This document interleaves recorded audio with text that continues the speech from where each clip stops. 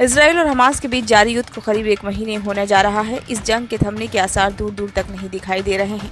अभी तक करीब 11,000 लोगों की मौत हो चुकी है। कई देश गाजा पट्टी में मानवीय संकट का हवाला देते हुए इसराइल से हमला रोकने की मांग कर रहे हैं। इस पर इसराइली प्रधानमंत्री बेंजामिन नेतन्याहू ने साफ कह दिया है कि वह गाजा में सहायता पहुंचाने या बंधकों को बाहर निकालने के लिए जंग पर थोड़ी देर विराम देने पर विचार करेंगे। हालांकि बढ़ते अंतर्राष्ट्रीय दबाव के बावजूद एक बार फिर नेतन्याहू ने संघर्ष विराम की मांग को फिर से खारिज कर दिया।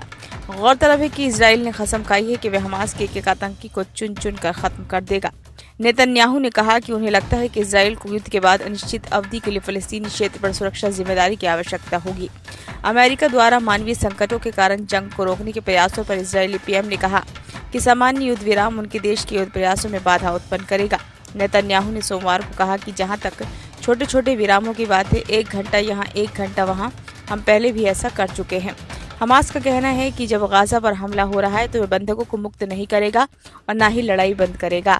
हमास नियंत्रित क्षेत्र में स्वास्थ्य मंत्रालय ने कहा कि अब तक कम से कम 10,022 फलस्तीनी मारे गए हैं, जिनमें 4,104 बच्चे भी शामिल हैं। अंतर्राष्ट्रीय संगठनों ने कहा है कि अस्पताल घायलों का इलाज नहीं कर सकते हैं, भोजन और साफ पानी खत्म हो रहा है और सहायता वितरण कहीं भी पर्याप्त नहीं है। वाशिंगटन सहायता को प्रवेश की अनुमति देने के लिए संघर्ष में विराम की व्यवस्था करने के लिए कड़ी मेहनत कर रहा है। हालांकि इसराइल ने साफ कह दिया है कि वह पूरी तरह से युद्ध पर विराम नहीं लगाएगा। ब्यूरो रिपोर्ट, नई दिल्ली।